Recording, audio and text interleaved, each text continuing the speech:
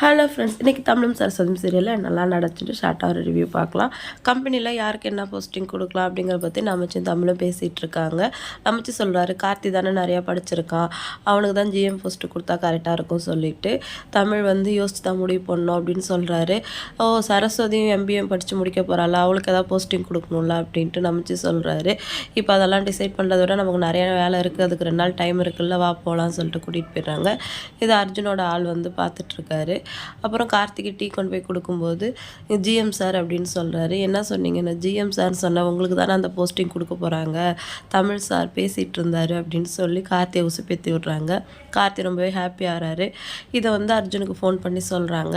இதை தான் நான் எதிர்பார்த்தேன், அவங்ககிட்ட பேசும்போதெல்லாம் ஜிஎம் சார்னு சொல்லி உசுப்பேத்தியே பேசு அப்படின்னு சொல்லிட்டு அர்ஜுன் சொல்கிறாரு.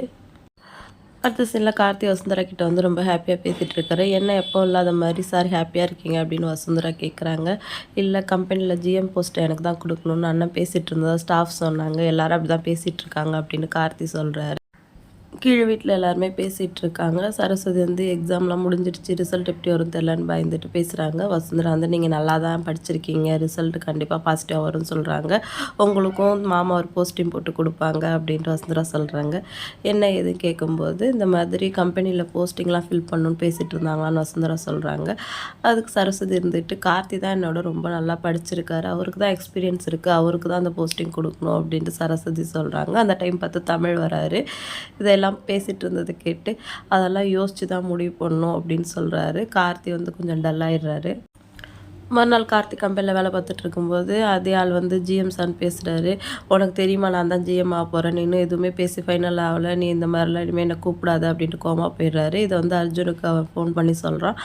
அதை கேட்டு அர்ஜுன், இதை தான் நான் எதிர்பார்த்தேன், இந்த டைமில் தான் அவங்ககிட்ட பேசணும், ஏன்னா குடும்பத்தில் எல்லாரும் ஒத்துமையாக இருக்கும்போது ஒன்றும் பண்ண முடியாது, இப்போ கார்த்தி குழம்பி போயிருக்கான், இப்போ தான் நம்ம அவனை யூஸ் பண்ணிக்கணும் அப்படின்ட்டு அர்ஜுன் வந்து பரமன் கிட்ட சொல்கிறான்.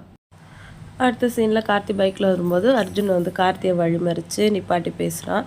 இந்த மாதிரி நீ என்ன தான் இருந்தாலும் தமிழ் கம்பெனியில் வேலை தானே பார்க்குற, உனக்கு அங்கே சரியான மரியாதை கிடைக்கிறதில்ல, ஆனால் நம்ம கம்பெனியில் நீ சேர்மேன், நீ அங்கே போய் கஷ்டப்படணும், நான் எப்போயுமே உன்னை ஃப்ரெண்டாக தான் பார்க்குறேன், நீ இப்போ கூட என் கூட வந்துடு, சேர்மேன் பதவியை உனக்கே கொடுத்துட்றேன் அப்படின்னு சொல்லி கார்த்தியை பிரெயின் வாஷ் பண்ணுறாரு. இதை நமச்சு வந்து தூரமாக இருந்து பார்த்துட்ருக்காரு.